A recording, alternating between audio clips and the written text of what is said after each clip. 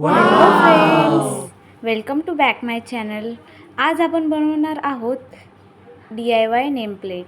तर चला, मी नेमप्लेट बनवण्यासाठी कार्डबोर्डचा यूज करत आहे आणि त्यावर सर्कल शेप कट करत आहे, बघू शकता. नंतर मी येलो पेपरसुद्धा सर्कल शेपचा कट केलेला आहे आणि तो पेपर कार्डबोर्डपेक्षा थोडा मोठा ठेवलेला आहे आणि आता ग्ल्यूच्या मदतीने मी त्याला चिपकवत आहे. नंतर आपल्याला पिंक पेपरवर सुद्धा सर्कल कट करायचा आहे, बघू शकता. नंतर मी पिंक पेपरवर सुद्धा सर्कल शेप कट करून त्यावर चिपकवत आहे.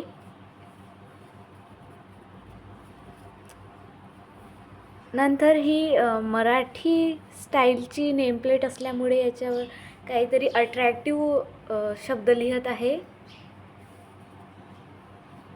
बघू शकता.